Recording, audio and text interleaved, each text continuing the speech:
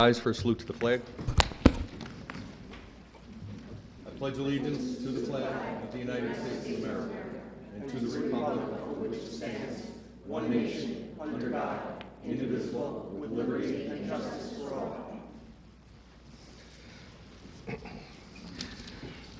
This meeting is convened in accordance with the provisions of the Open Public Meeting Act of New Jersey. Let the official minutes reflect that adequate notice of this meeting has been provided by publishing a notice in the Asbury Press on April 17th, 2021, and forwarded to the Toms River Times, Toms River Patch, and WOBM News on April 14th, 2021, and thereafter posting same on the Town Hall Bulletin Board for such notices and filing same with the Township Clerk.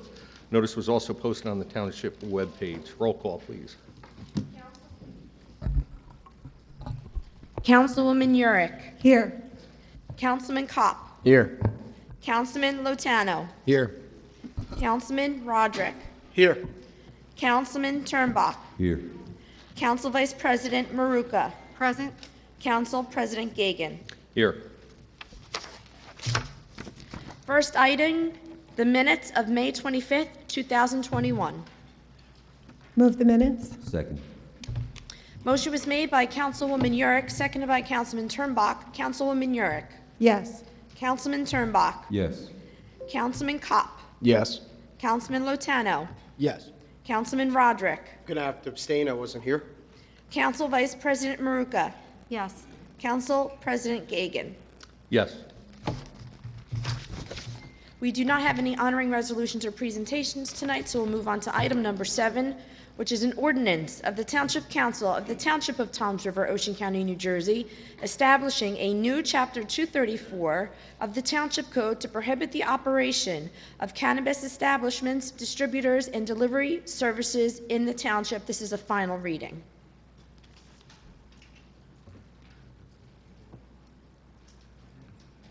Council, your pleasure. Do we take public comment before we do? No. Motion to table the ordinance until July 13th.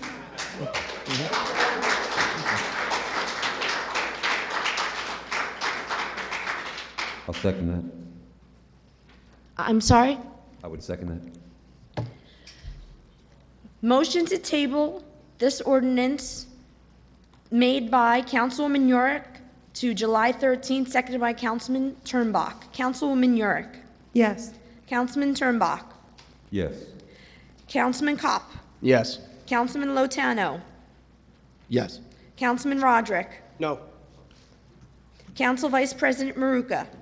I would have liked to seen us ban this ordinance tonight, pass it in its form, and then have your committee get together and come up with suggestions that you can bring before the council, because I feel like we're under the gun with the August date, so I will vote no. Council President Gagan. The reason this is on for tonight's agenda, 1 month ago when it was tabled to be postponed, tonight was the date given. So that's why it does appear on the agenda. Unfortunately, government doesn't work quick on anything. This is scheduled to select the members from the community next Tuesday at the land use meetings.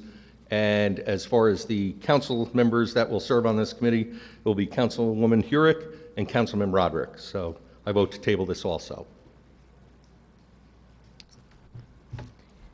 The ordinance has been tabled to July 13th. Moving on to item number 8, an ordinance of the Township Council of the Township of Toms River, Ocean County, New Jersey, amending Section 40-7B1 and 40-7B11 of the Township Code to revise the procedures governing the preparation and enforcement of bid specifications by the purchasing agent to conform the applicable provisions of the Faulkner Act. This is a first reading. Move the ordinance on first. Second. Motion was made by Councilwoman Urick, second by Councilman Lotano. Councilwoman Urick. Yes. Councilman Lotano. Yes. Councilman Kopp. Yes. Councilman Roderick. yes, Councilman Turnbach. Yes. Council Vice President Maruka. Yes. Council President Gagan. Yes. Item 9, a resolution of the Township Council of the Township of Toms River, Ocean County, New Jersey, amending budget revenues and appropriations for fiscal year 2021 Clean Communities Grant in the amount of $223,520,070. Wait, try that one more time, Al. Oh, I'm sorry, $223,520.71. Move the resolution? Second. Motion was made by Council Vice President Maruka, second by Councilman Kopp. Council Vice President Maruka? Yes. Councilman Kopp? Yes. Councilwoman Yurick? Yes. Councilman Latano? Yes. Councilman Roderick? Yes. Councilman Turnbach? Yes. Council President Gagan. Yes. Item 10, a resolution of the Township Council of the Township of Toms River, Ocean County, New Jersey, amending budget revenues and appropriations for fiscal year '22, New Jersey Motor Vehicle Commission Lease Program. Council, your pleasure. Move the resolution? Second. Motion was made by Councilman Lotano, seconded by Councilman Turnbach. Councilman Lotano? Yes. Councilman Turnbach? Yes. Councilwoman Yurick? Yes. Councilman Kopp? Yes. Councilman Roderick? Yes. Council Vice President Maruka? Abstain, I have a conflict. Council President Gagan. Yes. Item 11, a resolution of the Township Council of the Township of Toms River, Ocean County, New Jersey, commending Fulfill Food Bank of Ocean County. Move the resolution? Second? Motion was made by Councilman Turnbach, seconded by Council Vice President Maruka. Councilman Turnbach? I want to thank the council for putting this on the agenda. Fulfill Food Bank of Ocean County is an amazing organization. When COVID had started last year and the pandemic had started, they had reached out to us about doing a food distribution, which we did. And they provided food at 5 locations that first week. 65 weeks later, we're still doing that food distribution every Friday, and no doubt that's all based upon Fulfill. Every Friday morning, we meet 2 drivers of 2 trucks filled with food for the residents of Toms River that are in need at 7 o'clock at the Toms River Presbyterian Church. Every Monday, Council Vice President Maruka puts in the order for Toms River. This has been at no cost to the residents of Toms River. Every Friday, 65 straight weeks. I cannot say enough great things about this organization. Yes. Council Vice President Maruka. Fulfill is an organization, like Councilman Turnbach has said, has really stepped up for our community. They just keep on giving. Just as long as there's a need, they'll be there for us. And it's an organization which was headed by Lieutenant Governor Guadagno. And when we first started with this, and now we are dealing with the staff in place, and everybody is gracious, everybody is compassionate, everybody is wonderful in every aspect of this. And besides food, if they have any extra supplies, be it pet food, because sometimes people, they'll go without eating, but they'll feed their pets, they'll send them down, be it hygiene products or anything like that.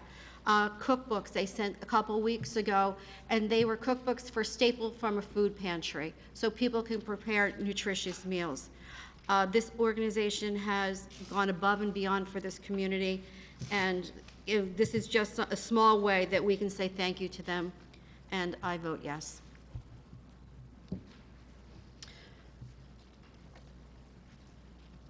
Councilwoman Yurick. Yes. Councilman Kopp. Yes. Councilman Lotano. Councilman Turnbach's being very modest over here, but every single week for the last, how many weeks, Councilman Turnbach? 65? We're going to 65. 65. Rain, sunshine, and snow, he's been the first one there and the last one to leave.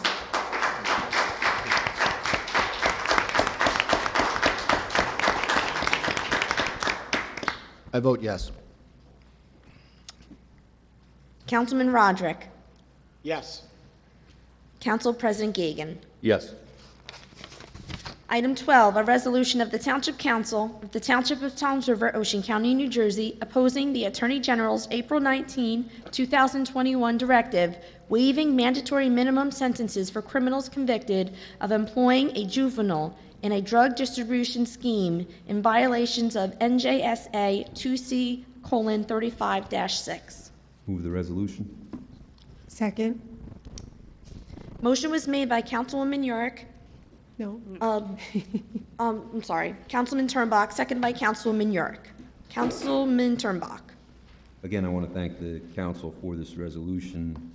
I've been speaking about this directive now for the last 2 meetings, and I'm now aware that Brick Township is going to consider a similar resolution, and that some of the state senators are going to start to make a little bit of noise about it. And essentially, the Attorney General has issued a directive on April 19th of 2021, directing that certain periods of parole and eligibility be removed from what the Attorney General is considering nonviolent drug offenders, people that have been convicted for distributing drugs and are serving 5 to 10 years in prison with a period of parole and eligibility, which means a stipulation of parole and eligibility, or a certain amount of months they have to serve in prison before they're released. Included within that directive, and I would say it's just flat out wrong, is they're removing the parole stips for adults that provide drugs to minors and then direct those minors to sell drugs. And I understand that you don't want people that you consider nonviolent serving lengthy prison sentences. I can understand that, but you should not be rewarding conduct of adults who are going to impact our youth. If you want to keep our youth out of the system, do not do this. Don't let them get in the system. And all this directive does, I'm a criminal defense attorney, is encourage adult offenders to provide drugs to minors, to have them sell their drugs, because they're not subject to the same penalties as the adult. And the fact that more people aren't screaming about this is a little bit alarming. And I think it's alarming because people don't know about it, right? It's a directive. I know about it because that's the work I do. But it's our job to get up here and start to say something about it. And when we say something about the first week and nothing happens, and we say something about the second meeting and nothing happens, then we pass a resolution, and hopefully other townships, municipalities in Ocean County grab this resolution, and we all take a look at what we're doing. We want to protect our youth. Trust me, I started my work in a juvenile detention center. Keep them out of the juvenile detention center. Change this directive. I vote yes. Councilwoman Yurick. I don't study the law as Councilman Turnbach does, but, and everyone knows, I think it's pretty public knowledge that I do support the legalization of cannabis, but I think that, and I know the objectives are to keep nonviolent criminals out of jail and to decriminalize certain activity, but no matter what angle we're looking at this from, involvement of juveniles in drug activity, whether it's legal, illegal, or whatever, is absolutely unacceptable.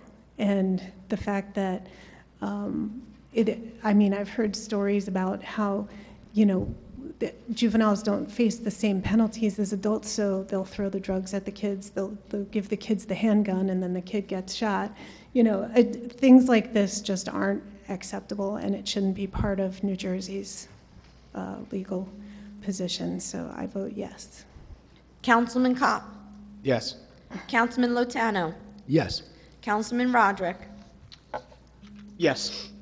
Council Vice President Maruka. Yes. Council President Gagan. Yes. Item 13, the Toms River Township Fire District Budget. Okay. I see the Administrator, Tim Carson. Would you like him to come up and give a talk? Or I know the Finance Committee has met. Do we just want to make a Yes. quick recommendation? Could Mr. Carson come up, please, and give us an update? Yes. Sure, come on up to the mic. Thank you. Good evening, Tim Carson, Fire District Administrator, Business Administrator. Unfortunately, this year our budget has failed once again due to situations beyond our control. The voters have voted it down. Our increase of the budget was .001 per $100 assessment, which is roughly $75,000 year over year. Within that $75,000, it adjusts to a house averaging $400,000, or $4 per home per year. That being said, we've continued to cut our salaries, wages, and benefits. We have a decrease in healthcare benefits of $22,416 year over year by switching to the state healthcare benefits. And we've also cut our fringe benefits, decreasing it by $43,000. We do have a cost increase, which is out of our control, of the cost of equipment. We have COVID-19 related expenses where some of them are reimbursable through the grants and CARES Act, some of them are not reimbursable. So we still have an increase in that cost. We have a cost of operations increase of roughly $60,000 due to new radios and new computers that are going to be needed as we move along to our new radio system, hopefully within the township. So it's starting to plan for that year over year, rather than trying to hit it all at one time. That cost to the district will approximately be $1 million, once we have to go to all new radios. So we're trying to do a little bit at a time. We have $45,000 in an election cost increase due to the mail-in ballot and preparing for the potential of COVID-19 and having to do all mail-in ballots this year. So those are all out of our control. The district commissioners apologize for not being able to be here tonight. They have a joint board meeting, which is on reorganization between the two districts. And again, with that meeting, we're trying to do as much as we can to streamline processes between the two districts to move forward. So what we're looking to do is to try and get the budget passed as we pushed it and open to suggestions. Very good, thank you. Does any member of the council have any questions for Mr. Carson? Could I ask a couple questions, please, sir? How many years in a row has this budget failed? This is the, I believe, third year in a row. Third year? And why do you think it fails? Being honest, Yes. honestly, it's the only budget that the taxpayers have a chance to vote on. So they're looking at it as this is the only one they get to say no. And when you look at it, I'm not trying to be facetious, but if you look at your entire tax bill, and you have a tax bill of $400 plus the fire company, and the rest of it goes to everything else that's in your taxes, $400 a year for the fire protection that is served by all volunteers, it's pretty good. Yes. Can you explain to me what the fire hydrant reimbursement program is? Fire hydrant reimbursement program? Yes. Sure, we have two different programs. So obviously, the fire districts have to pay a rental fee to Suez for all of the hydrants that are within our district. And there was also an agreement made years ago between Greenbrier and Lakeridge, the two senior communities. They have privatized hydrants within their communities, and the districts reimburse them for the cost of their private hydrants to the communities. So when you say they're privatized, does that mean they paid for them? Is that, They pay Suez directly, and we're reimbursing them. okay. Is there any other areas in town that have that same setup? Yes, there are other areas in town, so simply put, if you see an all-yellow hydrant, that is a private hydrant. If you see a yellow and silver hydrant, that is a sewer hydrant. Interesting. Okay. Do you think that if when is your election? When does this get voted on? Our voting is on February. Well, it was supposed to be February this year, it was Mr. April did vote. Correct. And I know that you had said there's $45,000 in increased cost because of all the increased mail-in ballots and things like that. Correct.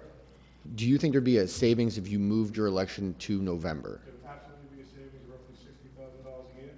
District 2 is completely on board with moving to the November election and having it within the general election. District 1 was not so forthcoming to want to do that. They want to see how it played out. So their budget passed, ours did not. Okay. I have a question. I'm Yes, sorry. sir. No, go ahead. Go ahead, Mr. Robert. Would that also include then the fire commissioners as well, so the budget and the commissioners as well? So the commissions would be voted on in November, that's correct. So if we were to move it, let's say for next year, in February, they would skip the election, there would not be an election. We would have a temporary budget put in place by the state. The commissioner that was serving that would be going out in February would be held on until November, until the election's held in November. Very good. Similar to when the school boards had changed from April to November. Right. So what percentage of your budget has gone up? Do you know? On the overall budget, what the percentage is? Roughly 1.7%. 1.7. So I know last year we had the same thing and we kind of passed it as is. I know some of the taxpayers in town weren't really happy that they voted it down and we pushed it through. What I'd like to propose is a small decrease in your budget that everybody can live with without losing any equipment or services. If we could get away with a 1% budget increase, and if we could all agree to possibly look at savings, especially with possibly moving the election, maybe fire hydrant reimbursement, maybe, I know other people have suggested county dispatching. there's some things I'd love to even work with you on trying to find some stuff, because I know if you move the election, the fire district and the voting districts don't exactly line up. So it would take a partnership. It's only 3 streets? Okay, it would take a partnership between the fire company and the township. I think it's definitely something we should look into. Do you think we could live with a 1% decrease of your proposed budget, and then we'll work together on trying to get down some other costs? I think that's something that we can manage and get through. Like I said, any decrease is going to be tough, but we can sharpen through it, get through it. Okay, and I really appreciate your cooperation in this, and I hope the township can work together with you on trying to make this work. So that is my motion would be, I just have a Okay, does question before. any other member? sorry, Yes. I'm Yeah, sorry. my question, Mr. Carson, you said you have some capital projects like radios and things like that. Do you bond for those, or do you just put them in your budget every year? All we have a zero deficit. Okay. Nice. So we put money away every year, so that when it comes time to purchase it, we When- don't have to go out for a bond. Okay, so then you have it kind of like that rainy day fund, so when you need that to purchase the equipment, okay. With our apparatus replacement plan, we spec out and say, okay, the truck's going to cost X amount of dollars, we're going to spread it out over 7 years, and then when it gets to the time to buy it, we get the voter approval to buy the truck and we pay for it. Okay, great. Thank you. Which actually has a savings by paying But- cash. Right, by paying cash, you incur the interest charges and everything else with that. Okay, thank you, that was my question. Fantastic. I think you guys are pretty fiscally responsible. I love the fact you don't carry any debt. If we could live with a 1% decrease in your budget, and we'll work together with you to work on some of these other items to get it down, possibly move your election, I could think that could help get your budget passed with more people actually showing up to vote. So I'm making a motion to adopt your budget with a 1% decrease. Does that make sense? Yeah. I can second that. Okay. Okay. Does any other member of the council have any questions before we vote on it? Well, I think it's a little premature. Shouldn't we have a little more time to review the budget? We've had 60 days. Actually, I think we're supposed to, by statute, have it approved within 30 days, so we're already over the deadline. And I know the Finance Committee's met several times. You did not have a chance to? I reviewed it, but I'd like the suggestions. We normally meet together and we decide where these would occur. In other words, if we just decrease it 1%, perhaps it all comes from the equipment side or the safety gear side. Normally, we sit down with them. You don't and decide their discuss. budget. We don't, yeah. The fire department decides their budget. They decide where the cut would come from. I'm just telling you what historically happened, Matt. So historically, when we've had budgets go down, we've sat down and discussed where these cuts would be. But we've discussed the monetary amount. We have left it up to the district themselves to implement the cuts. Mr. Carson, you guys set your own budget, is that correct? So if we decided and you guys agreed to do a 1% decrease to your budget, you guys would decide where that would come from, correct? Correct, we have to go through and figure out what I think. Perfect. Okay. Well, there is a motion and a second. Other than Councilman Roderick's comments, does any other council member have any comments? Okay, we'll take a roll call vote, please. Motion to decrease the Toms River Fire District budget by 1% made by Councilman Lotano, second by Council Vice President Maruka. Councilman Lotano. Like I said, I think you guys are very fiscally responsible, and, you know, you agreed that 1% would not hinder your ability to do your guys' job. We really appreciate having a volunteer squad. It saves the township a ton of money, and I will work with you to try to figure this out. So I vote yes. Council Vice President Maruka. I think some of the suggestions of possibly moving the elections to November could save substantially, and I think that is something that is easy to possibly facilitate, but also it's palatable to the residents and also to the district itself, and I would vote yes. Councilwoman Yurick. Yes. Councilman Kopp. I need to abstain. Councilman Roderick. Yes, I'm going to vote yes. Councilman Turnbach. Thank Councilman Lutano for the time and effort he's put into this, and I vote yes. Council President Kagan. I also have to abstain. Thank you for your time. Thank you, sir.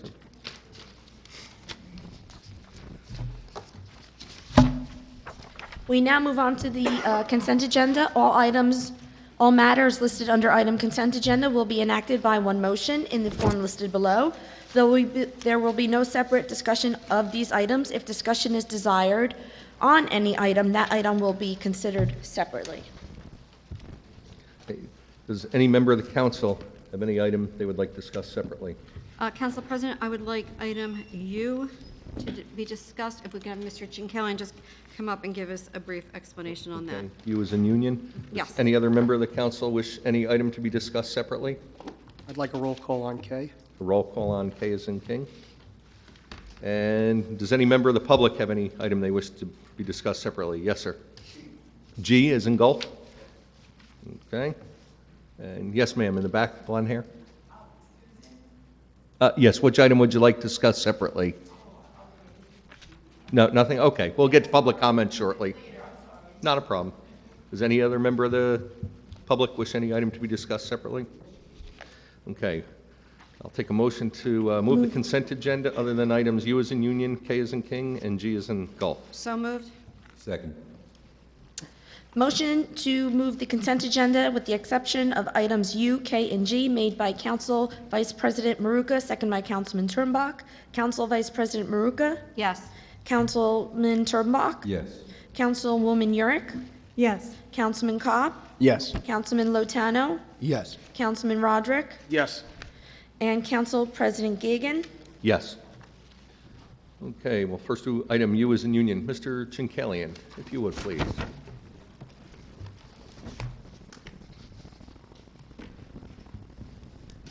Would you just like me to give a brief update on where we are? Please, yes. Well, as you know, unfortunately, the dunes and all the walkovers and the fencing was all complete for Memorial Day, as we had originally planned, and we were actually under budget. Then unfortunately, we had another nor'easter, which sustained not as much damage as the February storm, but we did sustain damage in a section of dunes in Ortley. As you know, previously, originally we had issued a contract, you folks had issued a contract to Earl that included fencing. We had taken the fencing out of that contract because our pool fence contractor was able to do it for less. With the cliffs at Ortley, in the Ortley Dune, we needed to bring Earl back to A, restore the protective dune and reconstruct the walkover so that section of beach, people will be able to walk back down to the beach. So we're using the remainder of the contract that we had and using some of the fence money that, some of the savings to put that fence money towards sand. It's still actually a reduction in the original contract, but we have to basically do this work, otherwise the dune, I think you saw from the pictures, there's cliffs that are over my head. Yeah. Do we have a time frame on this? We're hoping to be complete by Friday, although unfortunately we're looking at 20-knot winds out of the northeast Thursday night into Friday. We're still working there. I honestly don't know what's going to happen there. It looks like small waves but strong winds. So we're just trying to hold the line until the Army Corps gets back here next year. Okay. Thank you. And just a suggestion, Council President, if we could have him, item G. I was going to say, while you're up here, there's a member of the public that had a question on item G. If you would, sir, step up. If you would, just state your name and address for the record. Thank you. Anthony Colucci, 249 Coolidge Avenue, Ortley Beach. I'm also the president of the Ortley Beach Voters and Taxpayers Association. Basically, my question is, this is a long saga with the Surf Club, as you guys know, and there was a plan previously presented to us. And I want to know if this resolution is going to change that plan or in any way alter it. And if so, we'd like to, as the association, we'd like to be involved and put our ideas in and also work with the town to make sure it works well for everybody.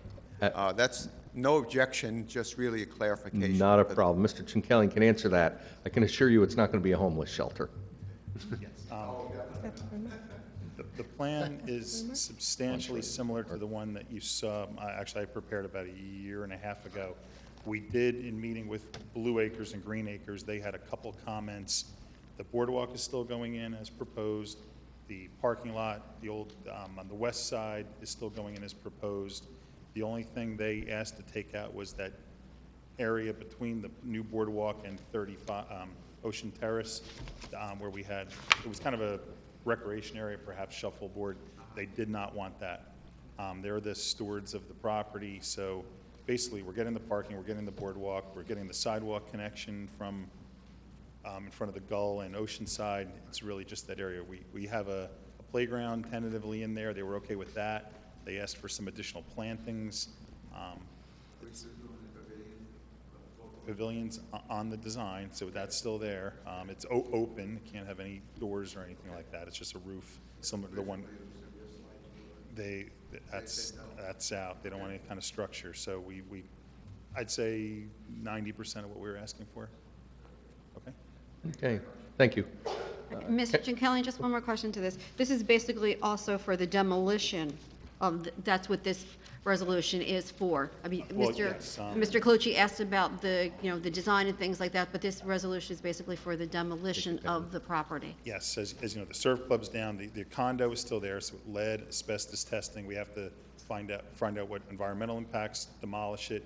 We have to do some testing to make sure whatever debris is left there, because when we go to drive the pilings for the boardwalk, we have to make sure all the footings are removed. Then we're gonna have to get CAFRA permitting, DEP permitting, all of that. So there's demolition design, environmental testing, structural design, civil design. This is soup to nuts. Right. Okay, great. Thank you. Thank you. Thank you very much, Mr. Giankelli. Council, we can probably move item U as in Union and G as in Gulf So together. moved. Second. There was a motion for item U and item G made by Council Vice President Maruka, seconded by Councilwoman Yurick. Council Vice President Maruka, Yes. Councilwoman Yurick, Yes. Councilman Kopp, Yes. Councilman Latano, Yes. Councilman Roderick, Yes. Councilman Turnbach, Yes. Council President Gagan. Yes. And now a roll call vote on item K as I King. actually do have a question. Yes, sir. What I'd like to know is this is starting to remind me of the windows where every meeting it's $100,000, $100,000, $100,000. But how many more, didn't we vote for this all as one package? I mean, why are these services every 2 weeks? I'm just curious. Maybe Mr. Davidson can better answer that with the total. Because I thought this already was voted on and passed. I believe that there's several different parts. Mr. Davidson, would you? Oh, sorry, both of them.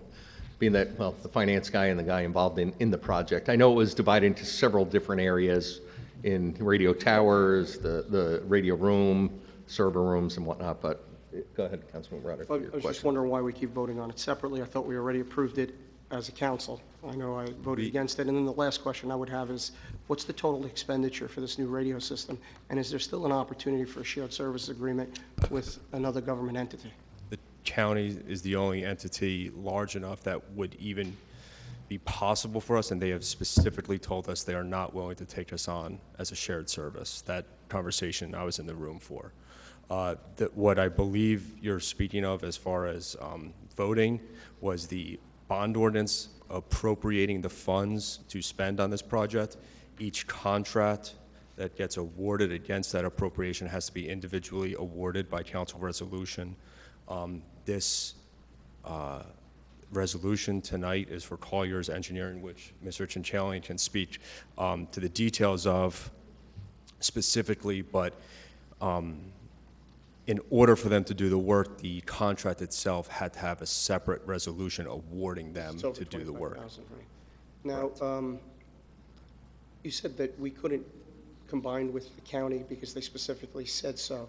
Did we explore perhaps other communities nearby, Berkeley, Brick, as far as doing a shared services agreement for this?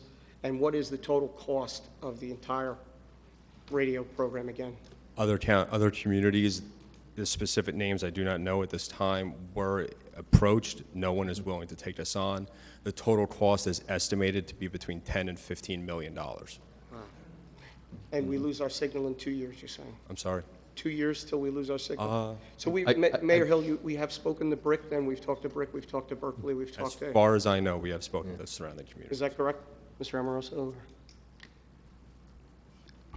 What was the question again? Did There was a we couple speak to in- Brick or Berkeley or Manchester or any neighboring communities as to whether or not we could, get together and do a system together, Dispatch.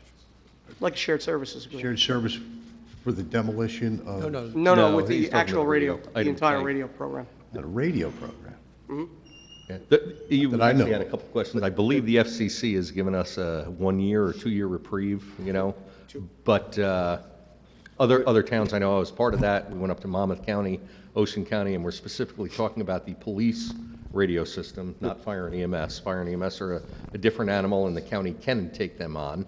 But the police call volume, Ocean County, I was present at that meeting with Mr. Davidson, Mr. Chicane, they said absolutely no way they could take Toms River on. I just mean, did we ask anybody in Brick, or did we directly? Council President, we were part of that, during that meeting, one of the discussions was the signal strength in the county. That was one of our concerns, because Toms River, there's a lot of low zones, never going to cause signaling issues. Bricktown, Berkeley, they're structured up, I believe they are their own dispatching system, but they are also under, they're not going to be, they would have to build towers in Toms River.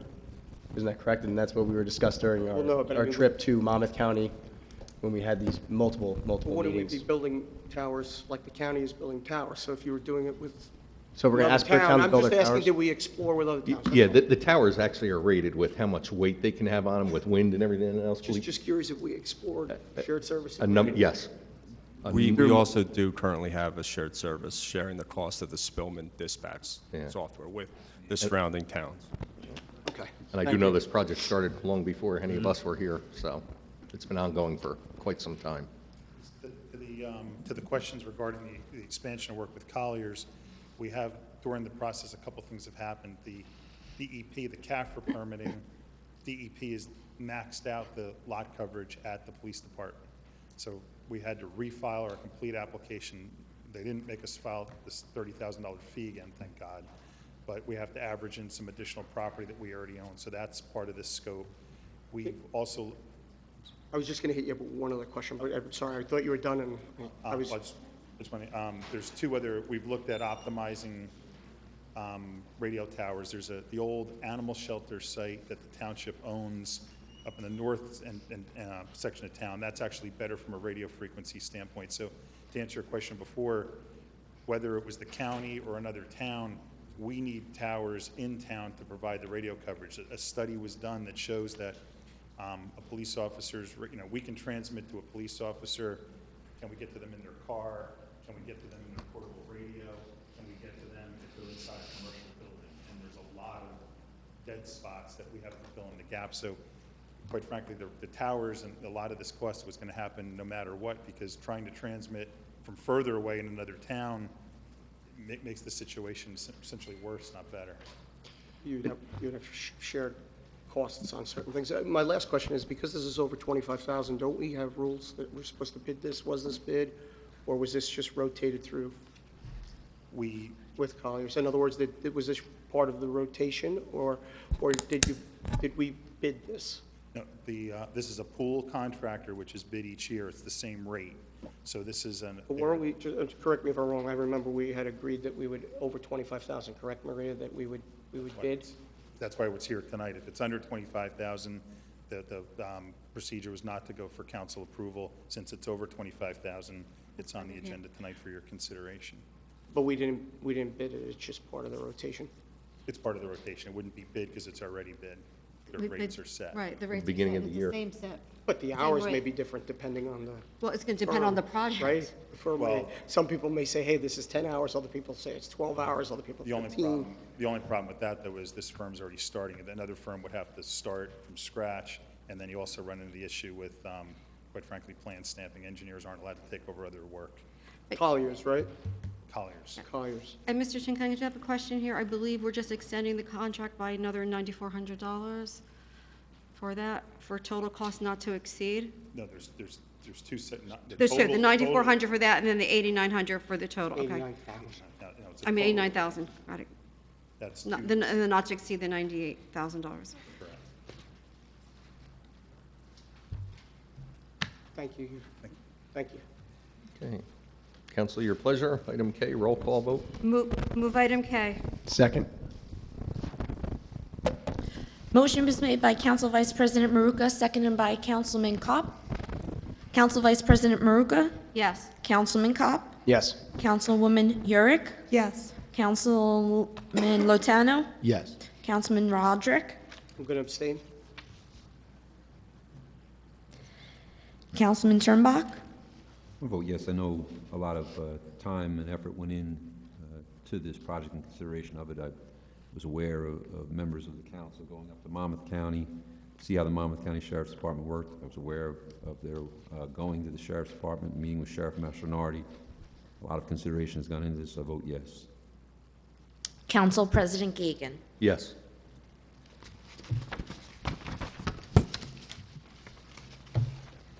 Next, we have our reports. Move the report. Second. Motion made by Councilman Turnbach, seconded by Councilwoman Yurick. Councilman Turnbach? Yes. Councilwoman Yurick? Yes. Councilman Kopp? Yes. Councilman Lutano? Yes. Councilman Roderick? Yes. Council Vice President Maruka? Yes. Council President Gagan. Yes. Next, we have the bills. Move the bill list. Second. I'm sorry, who seconded? Second. Motion made by Councilman Turnbach, seconded by Councilman Kopp. Councilman Turnbach. Thank you. Abstain from PO 21-02910, payable to the magistrates. Abstain from PO 21-02618, PO 21-02622, and PO 21-02677, payable to law offices Siddle, Holz, Apple, and Zabarski. I'm a local attorney in town. I have conflicts with both of those. Yes to the balance. Councilman Kopp. I abstain from the following: 21-02733, payable to Oceans Harbor House; 21-02862, 21-02863, 21-02864, and 21-02865, payable to Owen and Little Associates. Yes to the balance. Councilwoman Yurick.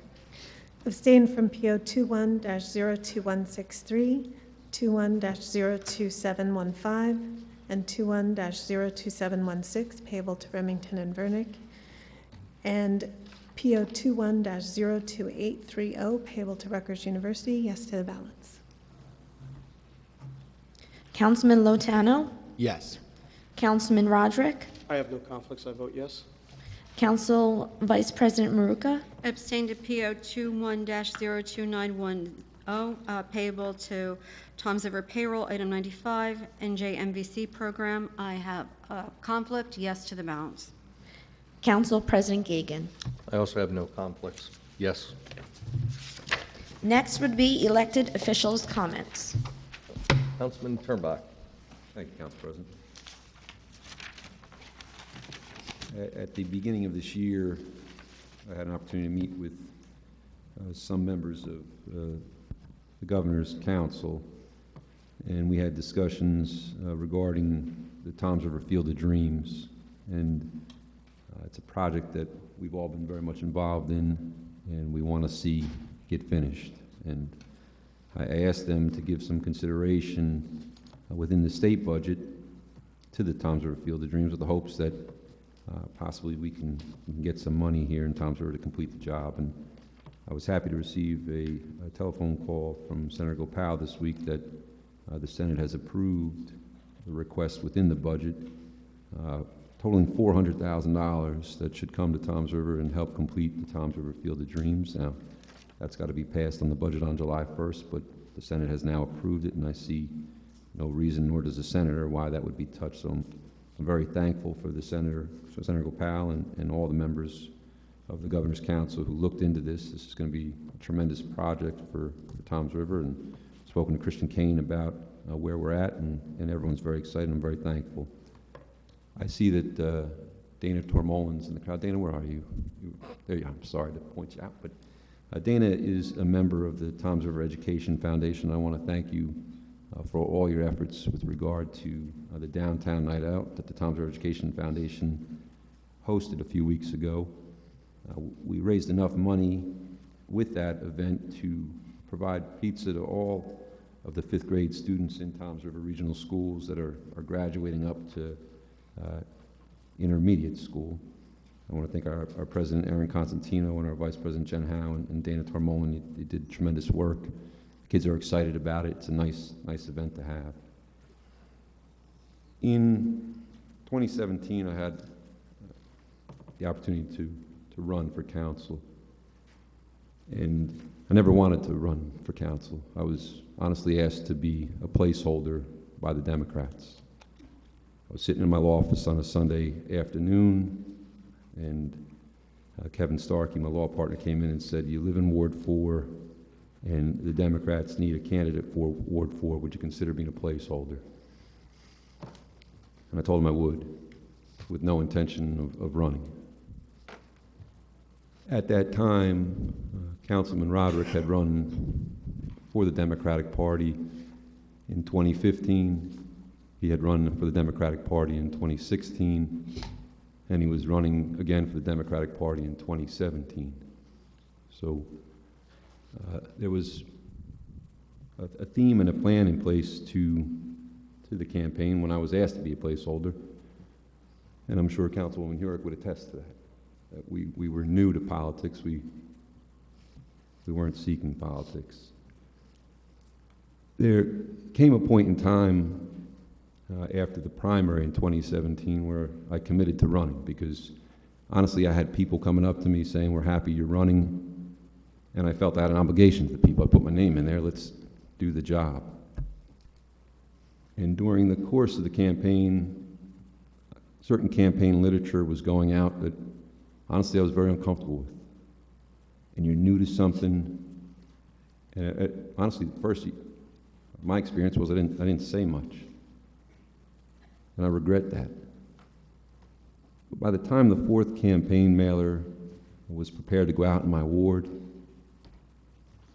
and it pictured a bunch of Orthodox Jewish men sitting around a table and was talking about Lakewood-style development, I honestly said enough is enough, and I'm not putting this out in my ward. And I had a campaign manager that tried to pressure me to put that out in my ward, and I wouldn't do it. And I got calls from people saying, "If you don't do this, you're going to lose." And I told them, let me lose, because this isn't what I'm about. I got on council, and to my surprise, I love being on this council. I think it's an honor to be on this council. I've learned a tremendous amount. I like to work with everybody up here, honestly. I don't look at people as parties. I look at them as human beings and see what we can do to get things done. And we've done a lot.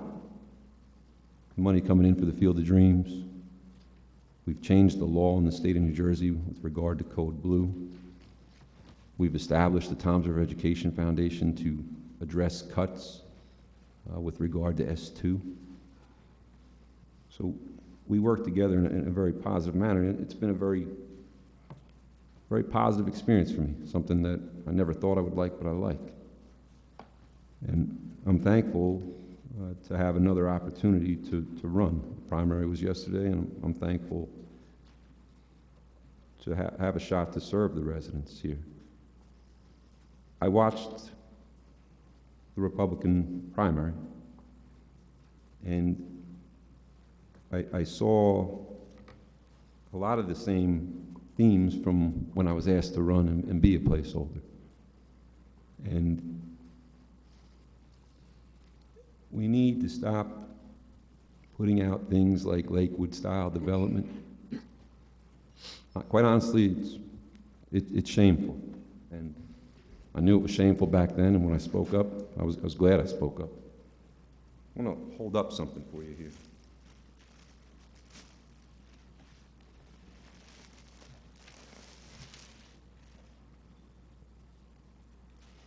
See this right here?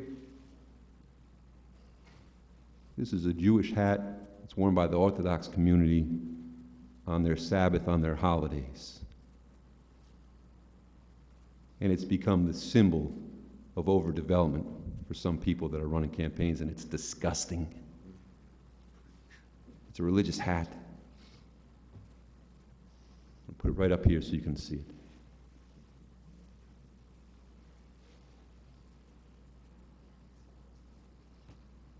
There are times in our country's history where we've looked at people and judged people on their color of their skin, on their gender. And in 2021, there's people trying to say that overdevelopment has to do with the Orthodox community here in Toms River. And nothing could be further from the truth. And I just think it's disgusting that that is still being conducted. And I think all of our residents have an obligation to look in the mirror and see what we're doing here. Orthodox are members of our community just like everybody else. That hat doesn't symbolize overdevelopment. And the building that's going on in North Dover isn't being conducted by the Orthodox community. It's being conducted to fulfill obligations from the Council on Affordable Housing. But you're not being told that. It'd be one thing if you put up information, and guess what? I don't like overdevelopment either, and I bet everyone in this room doesn't like overdevelopment or want it. And I know the Orthodox community doesn't want it either. But the fact that this is the symbol, that's not what they're saying to you people. That's not. I have 3 children, an 11-year-old, a 9-year-old, and a 6-year-old, and they pay attention. And I found myself at my kitchen table this week having a conversation with Emma and Jack about why that hat is on Facebook and about the importance of making sure that they treat everybody equally and with respect and acceptance in our community. At 11 and 9, I got to do this because of what's going on up here. And if we're not better than that, I don't know what is. And if me showing this hat and showing respect to other members of our community means I need to be voted off this council, then vote me off. Because everyone that comes here is going to be treated with respect by me and my family. And that's all I have. Thank you. Councilwoman Maruka.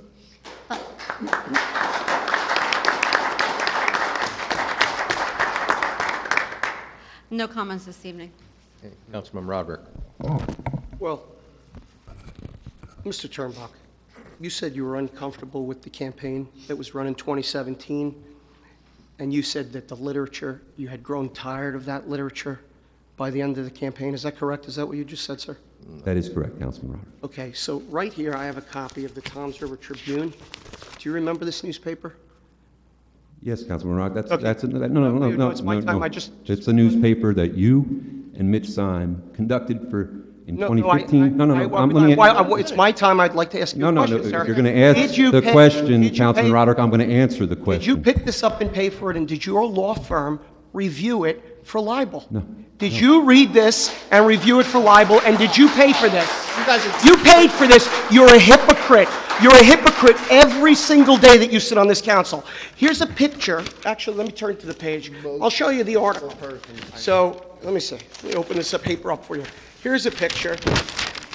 Republicans pandering for Orthodox Jewish votes. Do you see that on that page right there, sir? I do. You paid for this. You picked this up. You reviewed this paper. I have a picture here as well. Folks are dressed differently in there. They are. Councilman But what I want to know is, tell the truth. Tell the truth that you and Mitch Syme put this together. This is public information that you paid for this, sir. And it's very well known that you drove to pick up this paper, and this paper was the last mailer, sir. The paper was the last mailer. Councilman Roth, I never I drove resent to pick the that notion, excuse me, I'm speaking, it's my time. So am I. You're an attorney, it's my time. And I'm speaking It's my too, sir. time. Yeah. It's my turn. You should feel how It's it my feels to turn. be You had interrupted. your time. Are you going to bang the gavel today for Mr. Turnbuck? I would, but it's not up here. It's not, you don't have it, okay. So, Mr. Turnbuck, you say that you're against this, and you say you had a change of heart, but at the end of the campaign, you paid for this paper. You and Kevin Starkey went over this, not me.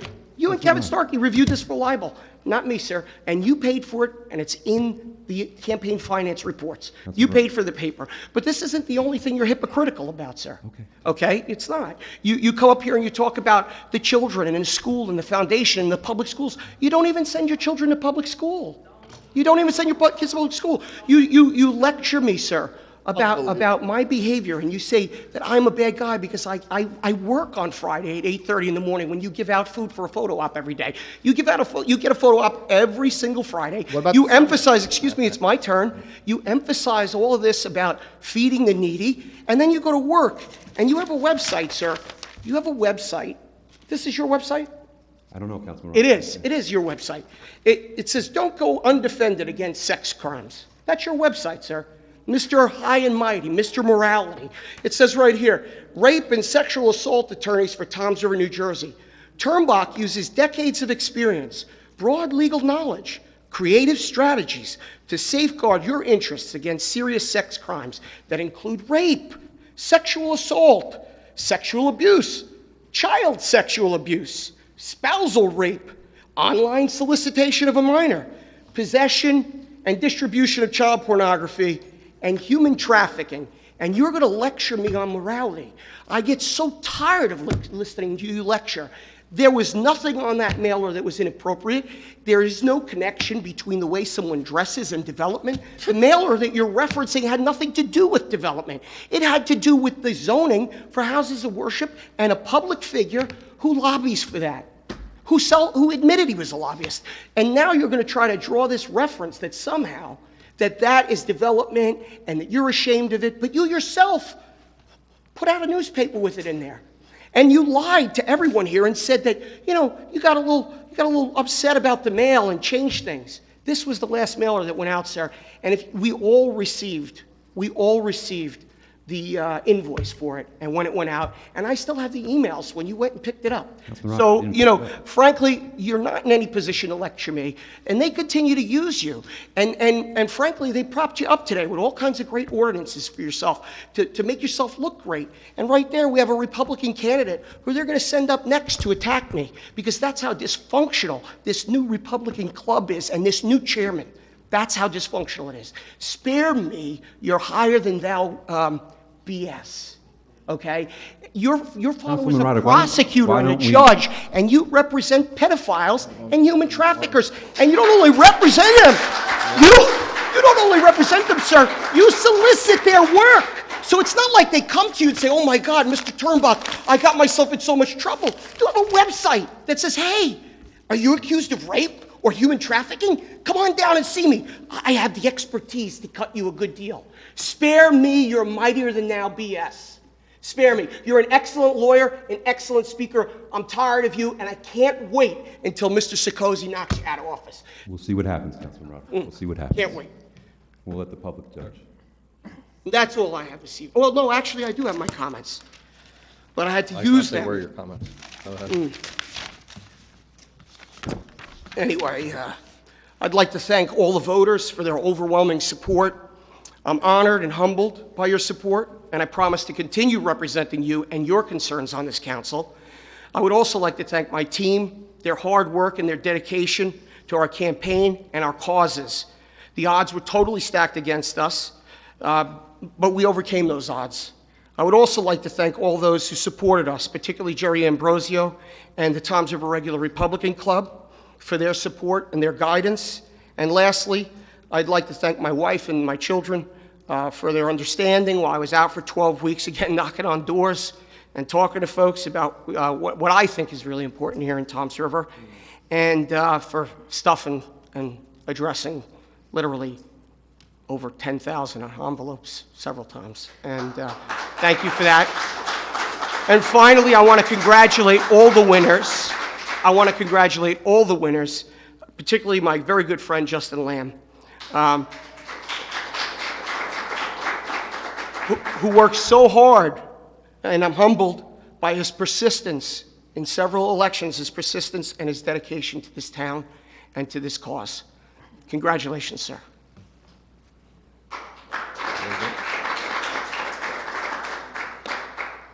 Councilwoman Hurek. Thank you, Council President.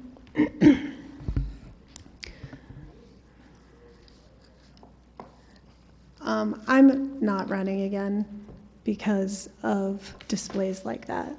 One of the reasons. Because politics has become abhorrent. Speak up, Laura. I just cannot believe the things that come out of Mr. Roderick's mouth just shock me every time. Those mailers from our election, from our campaign in 2017, were objectionable to Councilman Turnbuck and myself. And I was bullied into agreeing to allow all of those mailers go out. I've had to answer for those mailers more than once. and I have, and my true personality has come through. Thank goodness. Because those mailers did not represent me, they did not represent Councilman Turnbach, but they quite obviously represented Mr. Roderick. He's still producing very similar material. To criticize Councilman Turnbach for doing his job as an attorney, I mean, I don't know about you, but I believe in the United States that every person is entitled to a competent legal defense.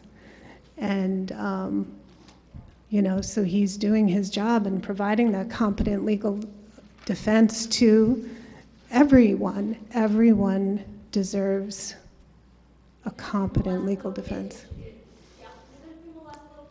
Excuse me, So point of order.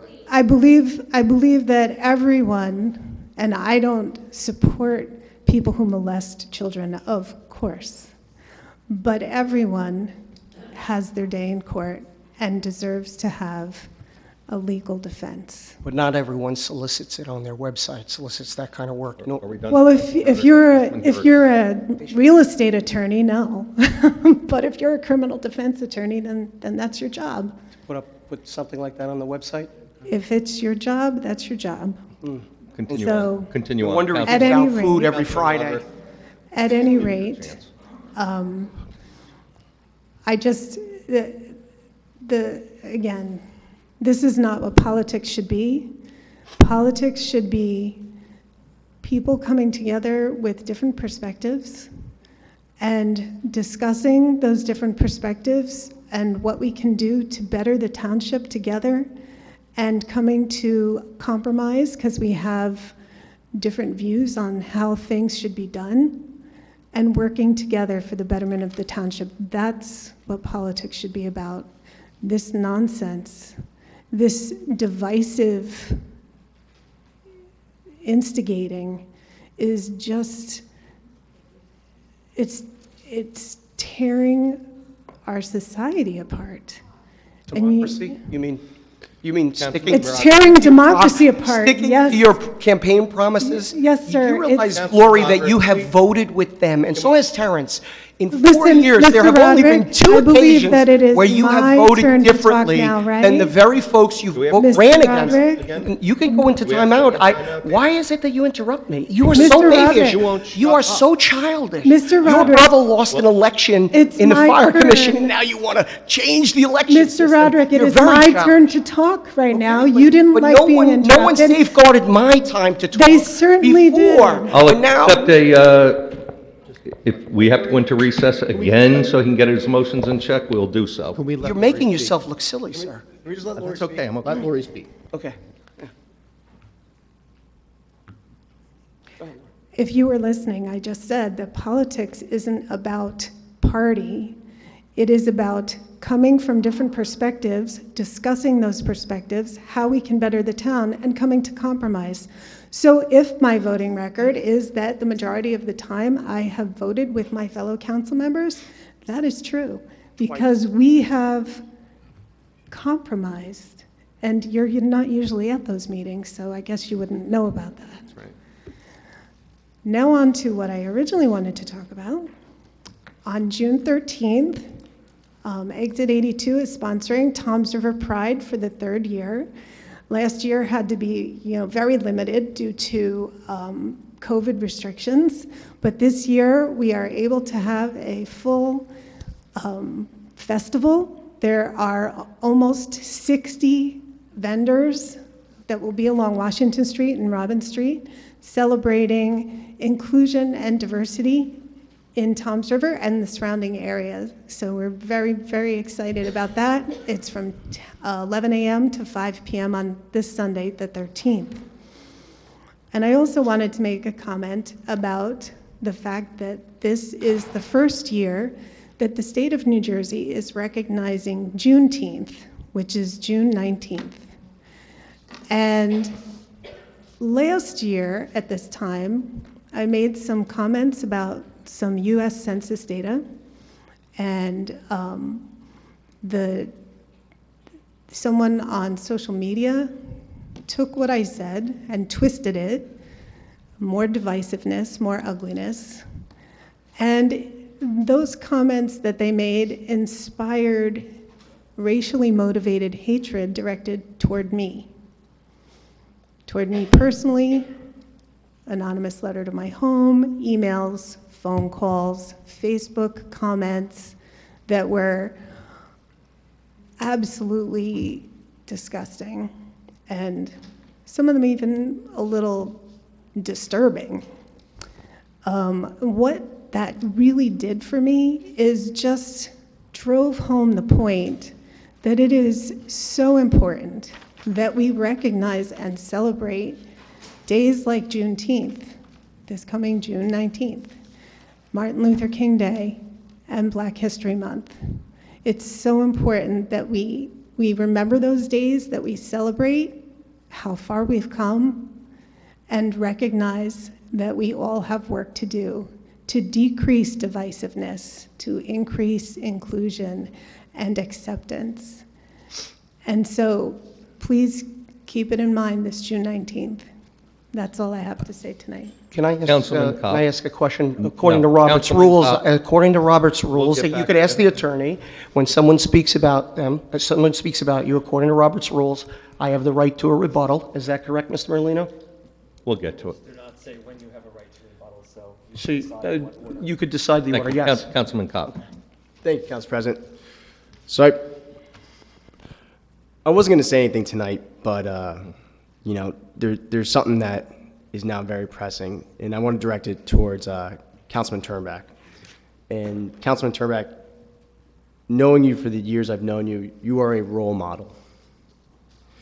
There's nobody in this community that doesn't see that, except a few select individuals that decide to close their eyes to the fact of what you do. Rhino. There's not that many people that I know that do what you do on a daily basis. It has nothing to do about being Republican or Democrat, Dan. You're a rhino. Okay, it has to do about being a good person. You're a rhino. Okay, and that's something that you don't know. Rhino. Terrence, your family's proud of you. My family's proud of you too. Continue doing what you're doing, and I'm sure the Toms River residents see that. Thank you. Thank you, Mr. Allen. Councilman Lotano. Thank you, Council President. I want to congratulate the people who did win in the primary. There's a couple people here. You know, it's a lot of hard work. It's time away from your family. It's very exhausting. But I also want to commend the people who, you know, did not win.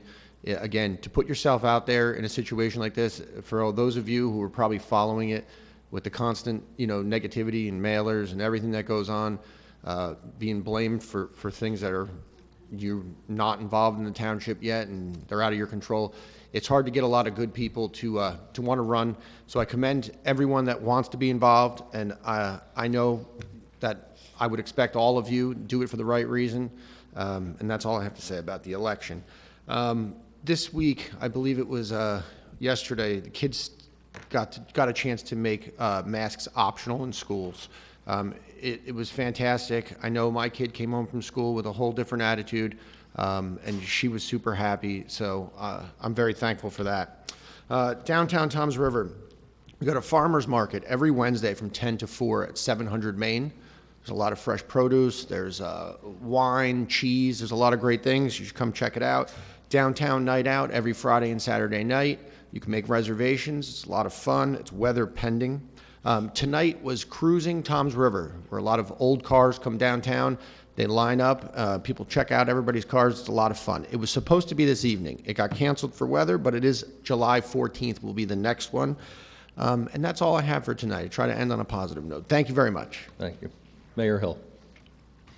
Thank you, Council President. I want to thank everybody who came out to vote yesterday. It's important to exercise your right to vote as a citizen, and I also want to congratulate everybody who won. And again, it is difficult when you put yourself out there, so even the people who lost, I salute you and commend you for putting yourself on the line and volunteering to serve as a council person. You may not have won, but you put forth a great effort.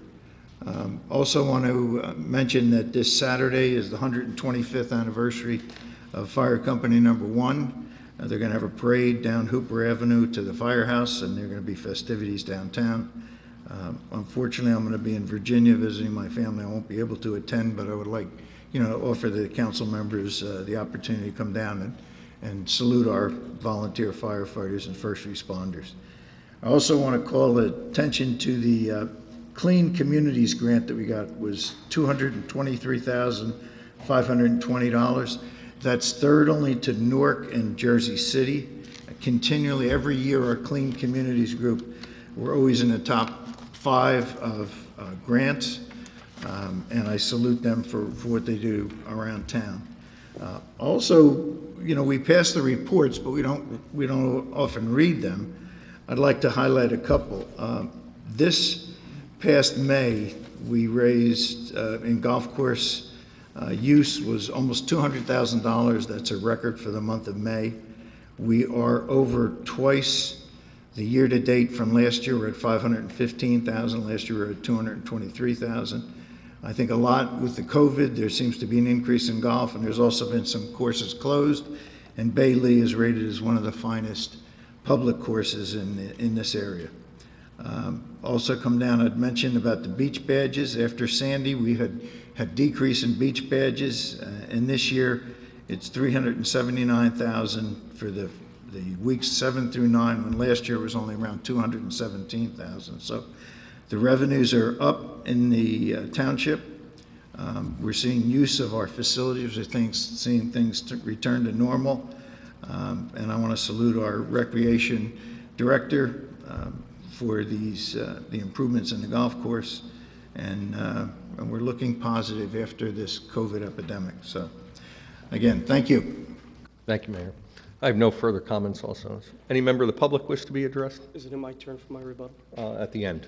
No, Mr. Sikosi. that's not how it works, sir. It's my turn. You didn't, yeah. So, okay, I just Yeah. really want to point out one thing. You're the timekeeper. Go ahead. There is no time, sir. You should learn the rules. You're the council president. Oh, Dan, here we go. All that I would like to point out again, Lori and Terrence, is that you ran on a particular platform. You ran on overdevelopment, you ran on patronage and taxes and all of these different things. And other than one vote that we took to say, we did not approve of Governor Murphy's budget, and one other vote, I believe it was about marijuana, you folks have voted in lockstep with all of the folks that you ran against. And Lori, you said that you come to these consensuses at meetings that I'm not in attendance at. Yes. And I would just like to know, when are these non-public meetings that you folks are coming to a consensus at, and why aren't I invited to them? What? Yeah, Lori, There it's would on be- the there would be tape, unless, of committee course, you meetings? cut that part this time.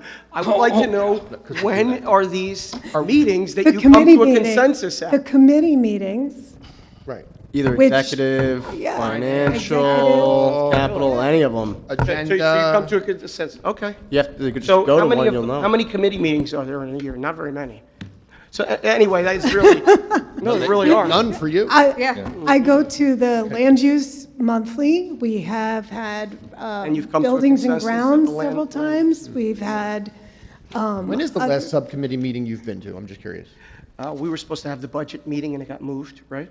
It got moved to a time when I was at work, correct? Did you respond to the email and say you couldn't attend? No. No, you moved. When's the last you time you went to an moved it within agenda a meeting? very short amount of notice, and I have a job. I don't have a dad that We- pays we me all to have do- jobs. to do whatever I want. I don't have that. I have a real job, like most of you do not have up here. I have a real Council job. President? I go All right. I 9 to 5 like regular folks. I think the personal attacks Council are- President? Again, no, we're done. We're going to move on to the public comments. I think people yes. have listened to enough of the banter that you're never going to make them happy. Mr. Sikosi, you had your hand up first. Please state your name and address for the record.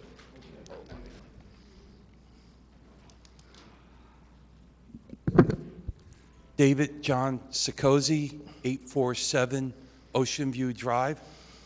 Toms River resident, current chairman of the planning board here in Toms River, and full disclosure, candidate in November election for Ward 4.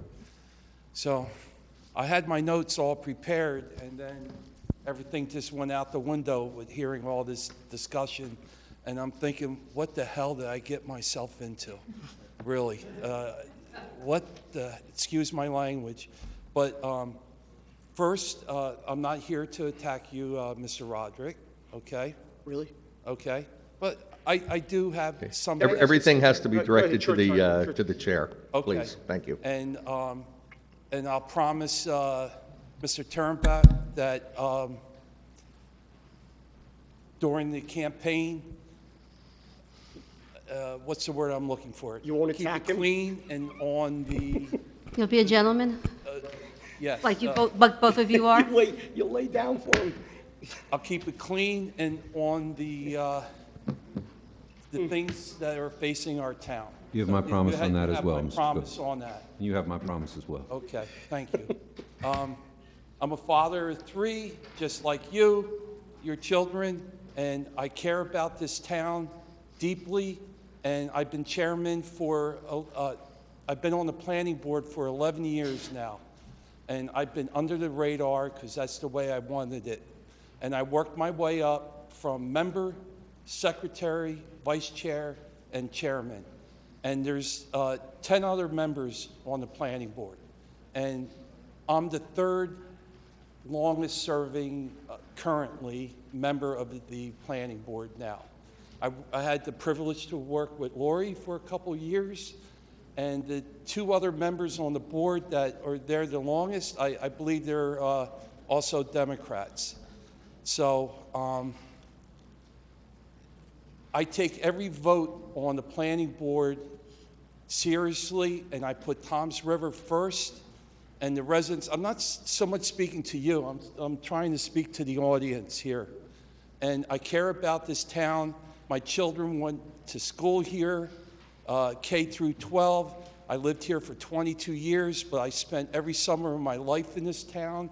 I remember when the Parkway opened up. I remember all the egg farms in North Toms River. I remember the drive-ins on 37, the single bridges. I could go on and on.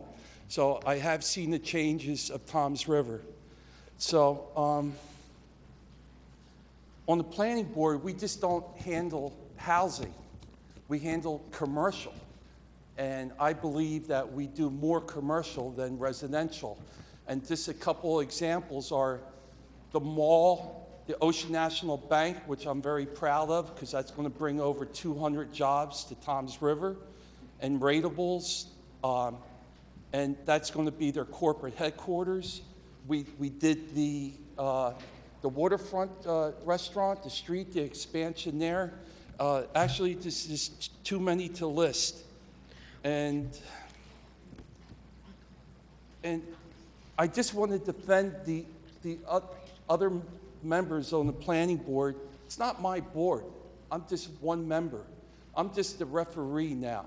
I don't make any motions. I don't see what comes in front of the board or on the agenda or anything like that. We have wonderful professionals on the board. It's amazing how these people care about our town. It's more than a job to them.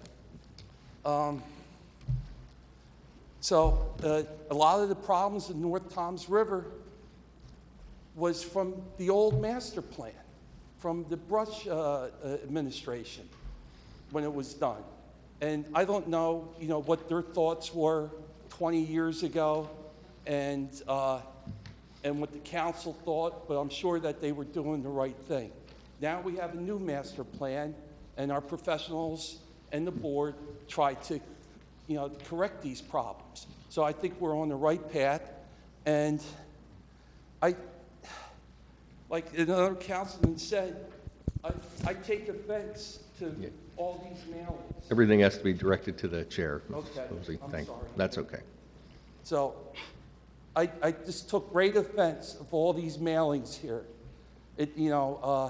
I did the best I can, and I just have 2 years of applications and agendas just here. It averages 24 to 30 meetings a year. Like I said, I'm a volunteer. And, you know, and some of these things that it's applied that I get kickbacks or I'm making money. All right. Thank you very much for your volunteer service and serving on those boards. You're Mr. welcome. Scully.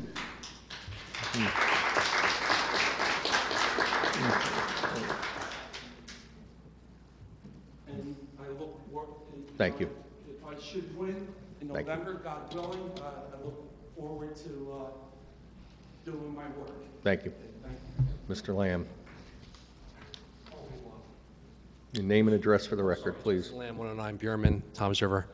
I want to publicly just thank Councilman Maruka for his service. I think we spoke last night for a few minutes, and I know I got addressed I to the did chair. call you, yes. I did, and I want to really just let you know that, you know, I know a lot of folks in Ortley Beach. I grew up on Harborside Drive, which is in Ortley Beach by the Docksider, and a lot of people in Ortley Beach had a lot of good things to say about you over 18 years, and I want to commend your service over that long. It was a very long time, and I told you, I think, on the phone that I just wanted a shot at this. I want a shot to be up there and serve the residents of Toms River, and I'm glad they came out tonight. A few people from Snug Harbor came out tonight. I think what we got to talk about, though, is political speech. Freedom of speech is a powerful, powerful right in this country. And I think Councilman Turnback would also agree that Justice Brennan in New York Times v. Sullivan talked about speech, that while there could be times that speech is caustic, it divides towns, it divides society. That's what the founders wanted. And you could sit there and say, well, this speech is bad, that speech is bad, and I'm sure Mr. Molino knows this as well. You might not agree with it, and you might want to stop it. For instance, let me just point out Councilman Kopp. You wrote an op-ed yesterday or 2 days ago, is that correct? An op-ed? You wrote an op-ed. Okay. Where you maligned me publicly. And that's okay, because you have a right to do that. That's correct. And I have no problem with that. You can say things from now until the next election. You can say things for the rest of my life. I respect you. I respect what you do up there. I respect Councilman Herrick, Councilman Latano, and you as well, Councilman Turnback. I've had a lot of experiences with you in court. I think you're a fine gentleman, and you have every right to say what you want to say tonight, but you have also, Mr. Roderick, Councilman Roderick also has a right, and we have a right as a team, a candidate in a political race, to bring up any issue we want. Is that fair, I would say? You might not agree with that, but it's freedom of speech. It's a powerful thing in this country. And if you want to try to stamp it out up there, that's not right. That's not what this country's founded on. And you could speak if you want. No. Well, No, just let him finish. Go I ahead. don't want to take up his 5 minutes. unless all it's I gonna wanted to get- add was I agree with you 100%, but there is a difference between flat lies and freedom of speech, right? Well, that's where I disagree with you as well. Okay. Because again, in Justice Brennan, I implore you to read, maybe, again, Mr. Molino can pull up New York Times v. Sullivan. Are you familiar with that case? I'm not. It's a leading case on free speech. And if you read that opinion, specifically Justice Brennan's words, I think you'll walk away with a little bit of a clear understanding of what political speech means in this country. And until you read that, then we can have a real fruitful discussion. would But like to tonight, read it. Councilman Roderick made some strong points about freedom of speech, and I think everybody out here believes in that freedom of speech. Do we not? Mr. Lang, Again, I applaud you. could I ask That's you all. one quick Go question? ahead. So, Go ahead. lying is part of freedom of speech, correct? There's no lies in our political material. Okay.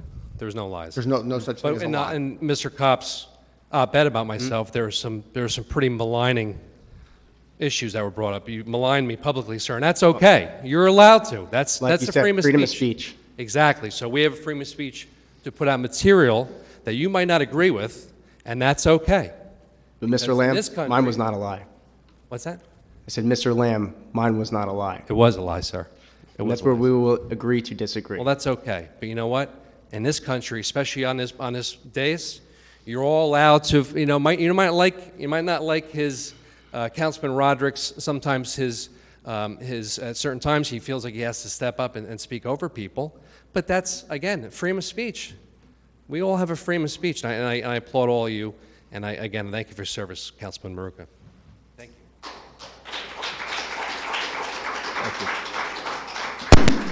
Mr. Garin, in the back, yes.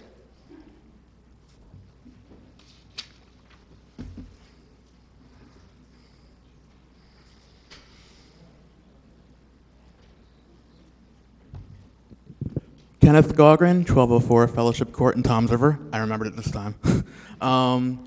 First of all, in regards to everything that's being discussed here tonight, when I go to the ballot booth in November, you know, I don't treat this like I treat the federal government or state government. I don't care what party you're from. I vote based on who you are. And quite frankly, with all of you, you know, we might not agree on everything. I understand that. But I vote based on who you are. And this council is different from the other state and federal governments. It's not Republicans versus Democrats. It's not. You work together. And to hear some of the stuff I heard tonight was disappointing. And I just have to say, you know, as a voter, you know, I don't appreciate that. And I'm not, and you know, especially, it's just, some of the, I've seen the mailers. I remember a couple years ago, over 4 years ago now, I remember seeing them. I wrote about them for the OCC newspaper when I was there at the time. And it's below this council. It's below.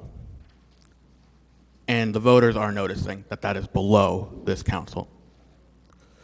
And for those of you, the others of you tonight who did speak, we appreciate it. Councilman Turnbach, thank you for your service as an attorney. I may not, believe me, I know many, unfortunately, many victims of sexual assault. It's disgusting.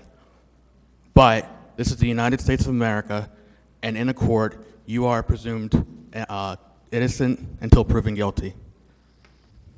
That's all there is to it.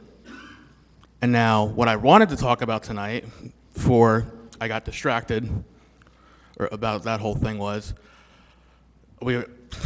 I was here to talk about the marijuana ordinance again. And thank you for tabling it and forming this the committee. I've emailed all of you. I've sent you all the information I can. Again, I came a couple weeks ago. Councilman Roderick, you weren't here. I emailed this also to you all. I addressed you, and then the question goes, Councilman, how this works. This question for Councilman Roderick. You stated 4 weeks ago that there was a survey you saw from Colorado that showed that marijuana use skyrocketed in schools. What's the name of that survey? I don't have it here. I'm not prepared. You're just asking me a question. Would you like me to Google it? No, I actually looked it up already, and I'll send you a copy of it. The surveys did not say that. Marijuana use did not skyrocket in schools. Which one did you see, sir? The Healthy Kids Survey, which is funded by the state of Colorado. Healthy Kids. I'll look at that one, too. Okay. I just wanted, you know, there's a lot of misinformation out there. And a lot of that subjects a lot of people aren't familiar with. And, you know, we can't just throw out, you know, oh, it's skyrocketing in schools. We need to show the studies. And the studies prove opposite-wise. And also, the studies also showed that dispensaries had no effect on that because the students didn't purchase from a dispensary. So that was my comment for tonight. And again, please, I look up to you guys as differently, as I said, from other governments. You guys aren't Republicans or Democrats. You're my neighbors. That's how you are. You're neighbors. And that is how this town council needs to work. And that's how it is working and needs to continue to work. Not Republican versus Democrat, town resident versus helping town residents. Thank you. Thank you. Does any other member of the public wish to be heard? Yes, ma'am. You and one of you. I know there's three of you.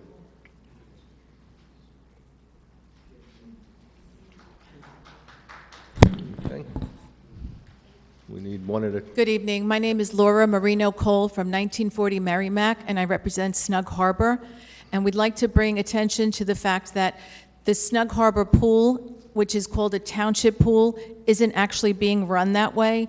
And we live 2 houses down from the pool. We moved there from the other side of town 3 years ago.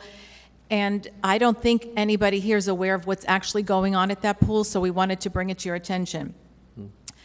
It's not for residents. There's no incentive for residents. Anybody from any place in the whole country can show up and use our facilities for $7 a day.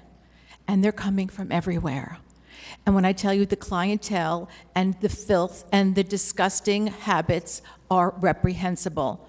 They park in our driveways, and when they leave, we have trash, we have public urination, we have disgusting, I can't even say the things, they leave in our streets. They're unrobing in the parking lot, even though there's beautiful changing rooms.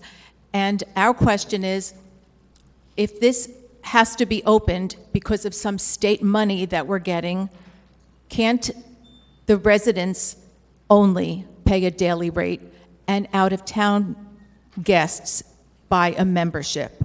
Because there's two prices. For $150, the residents can buy a season pass, and $300 out-of-town residents can buy a season pass. But the daily rate is exactly the same. There's no incentive, there's no differential, and it has caused havoc. And this is my neighbors. We had a meeting last week, and we had about 40 residents join us. We are desperately asking for some help. We cannot live like this. They're taking pictures down our lagoon. They tried to hit my neighbor Diane with their car. They're cursing at us. It is not the way you want to raise your family. I raised 3 children in Toms River, and now I have my 2 grandsons, and I could walk to that pool, and I won't. And nobody in Snug Harbor is using it. So we'd like to know what can be done about that. Diane Oxley, 1944 Merrimack Drive. I'm also a resident in Snug Harbor, and I do have some questions to be answered by the council, please. When was the pool club deeded to Snug Harbor to the township? Because originally Snug Harbor owned this pool, and it was deeded to township. When was the pool open to the general public? We had just seen this past weekend on Sunday, the pool has not been opened yet. 30 cars we counted as we're sitting in our backyard, all from out of state, all from New York, driving through to see if the pool is opened. Is the state of New Jersey directly funding the pool? And why is it open to the public? It's supposed to be a township pool. And we are requesting, okay, why isn't the playground open to the public? We have a beautiful town, so you have to pay to get into the swim club to use the playground. And what we are requesting, a police officer be stationed this year on Saturday and Sunday from 3 o'clock to 6. This is when this happens. Now, we have a state trooper that lives in our neighborhood that has found needles in the bushes. When I had gotten almost run over last year, people were disrobing in the parking lot, and I went over and said, there's places to change. They laughed, got in their car, and as I'm walking back to my house, they swerved over. I called the police. They followed them to the sub shop, and then nothing was done. We can't live like this. We have a beautiful community. We live in a lagoon community. This is not right. Bottom Excuse line, me, ladies real and quick, gentlemen. ma'am. I apologize for interrupting. I was trying to write that down. Saturday and Sunday, 3 to... We need to have police there on Saturday and Sunday on the weekends when everybody comes from out of state. Yeah, what time frame was it most problematic? 3 to 6. Yes. Okay, I'm sorry, sir. And there's also drinking going on. Okay. If you would, just state your name and address for the record, please. My name is Pete Troisi, and I am in Anchorage. And I'm here to support these people. I'm the neighborhood next door. We need your help. Okay. You work for us. We need your help. Please, help these people. If you live there, you would be saying the same thing. It's not right. It's not fair. Help them out. Thank you. Okay, no problem. Yeah, if you could just give it to Al. Oh, you give it to the clerk. Thank you. Thank you for bringing it to our attention. I can say first I knew that there was a problem in the pool. Occasionally, many years in the past, at night when kids would jump over the fence when we're working as cops, that was the only issue then. But, sir, go ahead. Can we just get from the mayor, from the business administrator, are we receiving federal or state funding for the pool? I want to check into that. It's one of the notes I took. Because that's what the residents of Snug Harbor were told. They were told that that federal funds were being used. And if there were, just wouldn't we be able to just give up those funds so that we could raise the rates and to make the neighborhood a little more neighborly. The first question, Dan, is we ought to see if there's any federal or state, well, it wouldn't be federal, state money, Green Acres or anything like that involved in the purchase of the pool or the transference of the pool. And we'll go from there. I've got the TRPD 3 to 6 on Saturday and Sunday. Is it open to the public? Can it only be for residents? I think it has to be open to the public if it's a public pool. I don't think we can do that. And I Well, want to get the I pool date for the transfer to see, and I'll have the legal department check that and the recreation department. Well, you know, This is the first time I've heard of this, Dan, so I'm. No, I just wanted to ask, just to make sure that they get it across. Didn't you say at one point in time it was only for township residents? Yes, it was owned by... It was owned by the Snug Harbor Association, and it was just for the residents at Snug Harbor. I want to find out when the deed was transferred and what the conditions were. Was any state money used in purchasing the pool? Was it a gift from the Snug Harbor Association? So these are questions that I have to ask. They brought them up tonight. We're going to address them. Thank you. Yeah, well, I don't have the answers right tonight. I'll take them, and I will get back to you tomorrow. Thank you. Did you leave your contact information, ma'am, on the paper? Okay, thank you very much. My name is Donald Oxley. I'm 1944 Merrimack Drive. I'd like to invite Mo Hill for 4th of July to come to the swim club on my expense with his family and see what the element of people is going to be there. All right, sir, I've taken the information. We got your questions. We will investigate it, and I will get back to you. Also, your sound system in here is horrible. Did you ever consider putting a new sound system? That is in the capital budget. It is, sir, Well, for let the me future. know, because I got, All right, can help you that's, out. that's one of the things we're looking into purchasing in the capital budget. Thank you. Sir, if you would, state your name and address for the record. Good evening. Joseph Cole, 1940 Merrimack. And just to reiterate some of the concerns and offer some support, I would just, that you asked yourselves, where can you go, aside from a public beach, where could you just go to a pool anywhere and just show up and pay $7 and enjoy the day? And I think if you started looking around at other pools, you're going to find it just doesn't happen. You either have to be a member or go with a member. So at least at this point, you're vested, have some sense of vesting into the community. Certainly, the people that are coming, if they're just showing up and paying, and I don't know how this pool got so popular, but they're certainly not vested in Toms River, let alone Snug Harbor.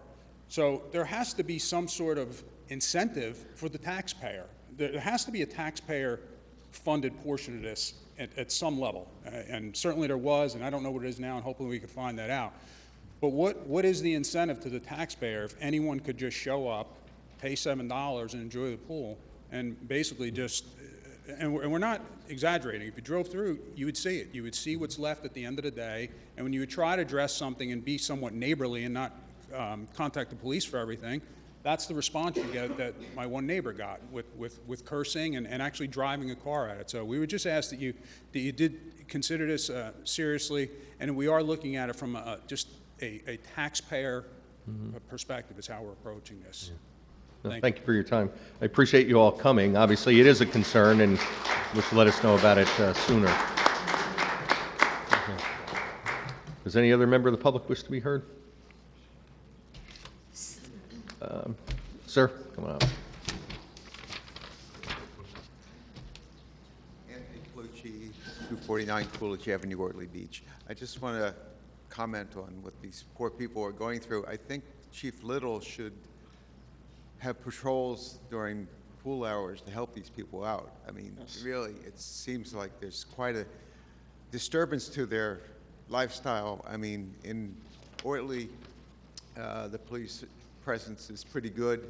Certainly along the beach, we have Class 1 and Class 2 police. Maybe one of those Class 2 policemen can be assigned to the pool. They need to help. I mean, we have unruly people in Ortley too, but we have the police there to help. So please help them. We will. Thank you very much. Any other member of the public wish to be heard? You in the front, ma'am. Go ahead. Just state your name and address for the record. So, my name name is Elizabeth Puglisi, and I'm currently staying at 7B Westlake Drive in Manchester temporarily. My permanent residence for the first 20 years of my life was Toms River, and then the past 20 years was Beechwood. I currently don't have a permanent residence at this time. Okay. So initially, I was going to volunteer to be a member on the committee for the cannabis ordinance, and I wanted to make sure that I was able to do that. And not being a resident of Toms River was one of the considerations why I decided not to do that. As I'm sitting here, my son attends Toms River High School South, which is a Toms River Township school. My daughter will also attend Toms River High School South in next year, so I'll have a senior and a freshman there. A lot of the knowledge base with me wanting to be a part of the committee was to advocate for the children. So even though I don't permanently live in Toms River, and my children are residents of Beechwood, they are in the Toms River schools, and that is a huge concern to me with regard to the cannabis ordinance. So I'm asking for consideration with that because I don't have an actual permanent residence in Toms River. But again, my permanent residence has always been in Ocean County, and my two children attend that high school. They've attended all Toms River High School schools moving forward. So I don't know what the rules and regulations are of that, but what I'm professing to you is the truth, and if there's any type, any way that you can consider that moving forward. I just didn't want to commit to something that, was not part of the policy. No problem. It's County. ever developing, so thank you very much. So I'd appreciate it. And I just wanted to say something about Snug Harbor. It's funny that I'm here tonight. I took swimming lessons at that pool. It was a private community. It was a private pool. It was beautiful. They had beautiful tennis courts. I learned to play tennis and was able to play my freshman year at high school north. So I just hope that there's enough support for that will once again be a private community, or there will be ways to facilitate, preventing anyone and everyone from coming into that area, because my family, my cousins, we all took swimming lessons there, and again, it was a nice establishment. I'm 43 years old, so back in the 80s and 90s, it was a nice establishment. I don't know what happened since, but all right. Thank you. Thank you very much. Thank you. Two women back there? Sure, come on up, you in the black shirt. Yes, that's correct. Are you speaking together or separately on the same subject? Oh, okay. All right. You would just, your name and address for the record, please. My name is Susan Carney, and I'm a resident of Toms River for 54 years, and I'm also a nurse in Toms River for over 20 years. And I have been, let's see, okay. I'm here today representing, can I lift this? Yeah, I Okay, was going to thanks. say, you can tilt it up so you're not bent over. Can I take this off? Or Yeah. Sure. Okay, great. I feel like I'm singing, okay. I'm here today representing the Animal Protection League of New Jersey and several other advocacy groups. We respectfully request the board to withdraw their contract to kill our local geese and their families, the contract that was signed with the USDA Wildlife Services, and implement humane, non-lethal methods like habitat modification that has been proven to be effective for numerous towns in New Jersey. The cruel and inhumane method that the USDA Wildlife Services utilizes is rounding up the geese, babies included, and roughly throwing them into crates where they are then gassed in a gas chamber, or another word to use is suffocated. This method can take up to 20 minutes as they gasp for their last breath. We ask that the town of Toms River meet with our group on maybe a Zoom call meeting to discuss further humane, non-lethal measures that do work. Side note, it cost taxpayers $11,593 last year to kill the geese. And we have a signed contract from the town of Toms River, and everything about habitat modification, it can be done. I know that you guys had a dog program, apparently, too. I do know all about that, too, so, yeah. Yes. And the egg addling, but to gas them, I've seen, and it's horrible, horrible. The birds scream, and it's just awful. And there's no reason when there's other, humane measures to use. I'm in shock. I've been in this town 54 years, like I said, and we're doing this. It's unbelievable, so. Okay. If you have a contact or business card, you can leave it with the clerk. Yeah, sure, All right, yes. thank you. I'm a resident of Toms River for sorry, your- 55 years, your name? and I just think this is ridiculous. I mean, this is our wild nature, so, thank you. Your name, ma'am? Your name, ma'am. Laura Wachowski, Thank you. thank you. Hey, how are you? My name is Nicholas Huss. I live at 14 Overbrook Road in Somerset, New Jersey, 08873. Friends of the group with everybody here. So while this meeting was going on in session, I was reviewing the contract between Toms River and the USDA for their plan of action as far as the corporate service agreement goes, and nothing about non-lethal measures for Canadian goose was ever mentioned in this. And so at the very end of the contract, if you look at the very end of it, you'll see something was mentioned that they can do it. But plan of action, there's nothing that says there's a plan of action for non-lethal measurement. So I ask that, the contract be revised, be looked at, and we try to do this in a more humane, ethical way. It's the 21st century that we live in. There's no need to gas Canadian geese. I ask you guys, if you were in the shoes of those animals, how would that make you feel? Wouldn't you want a person like me fighting for somebody like you if you were a Canadian goose being gassed, being put in, a CO2 box, forced to be drowned alive? So it's just something to take into consideration when looking at it through the victim's perspective. Thank you. Thank you for your time, sir. Thank you, dear.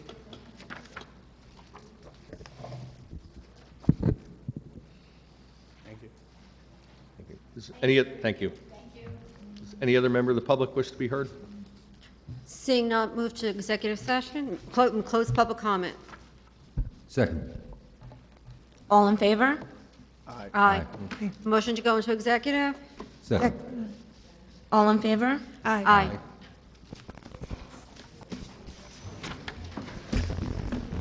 Whereas Section 8 of the Open Public Meetings Act, Chapter 231, Public Law 1975 permits the exclusion of the public from a meeting in certain circumstances to discuss matters requiring confidentiality and/or of a privileged nature, and whereas the Township Council is of the opinion that such circumstances presently exist. Now therefore be it resolved by the Township Council of the Township of Toms River in the County of Ocean and State of New Jersey as follows. The Township Council will now conduct a private executive session. The general nature of the subject matter to be discussed and/or acted upon is as follows. Matters of personnel, attorney-client privilege, and contract negotiations. The following specific items to be discussed and/or acted upon are as follows. Executive session minutes review of May 25th, 2021, the personnel issues of the Township Clerk's Office and Administration, real property acquisitions, update on negotiations for a surf club property, DOJ RLUIPA investigation, RLUPA, update on compliance with consent order, and the BASF tax appeal. It is anticipated that the deliberations conducted in closed session may be disclosed to the public upon the determination of such Township Council that the public interest will no longer be served by such confidentiality. Motion to go into executive session was made by Councilwoman Maruka, Council Vice President Maruka, seconded by Councilman Turnbach, with all in favor at 7:48 p.m. I don't know wherever you want to go. Maybe.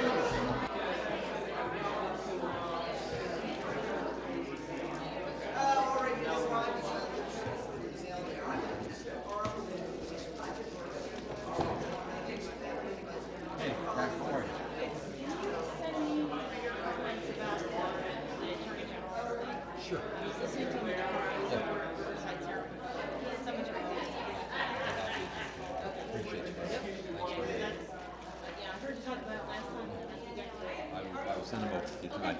Thank you very much.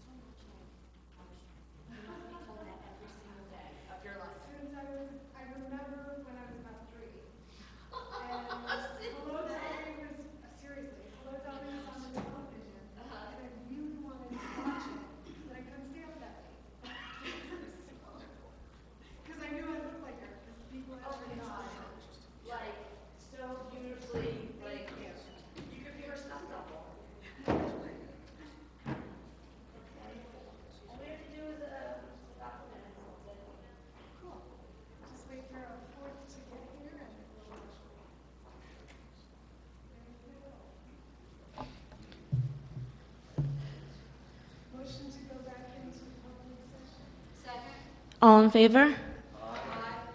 804.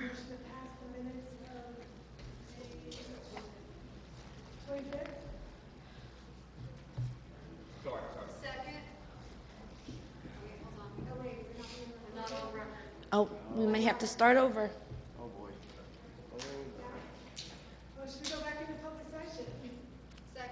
All in favor?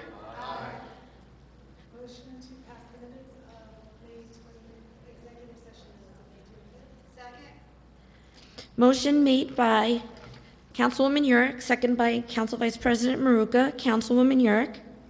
Council Vice President Maruka? Councilman Kopp? Yes. Councilman Latano? Councilman Roderick? I'm going to have to abstain on the minutes because I was not present at the previous meeting. Councilman Turnbach? Council President Gagan? Yes. And do I have a motion to adjourn? All in favor? Good night, everyone. Thank you. 8:05. Good night, everyone. Thank you. That's what I said.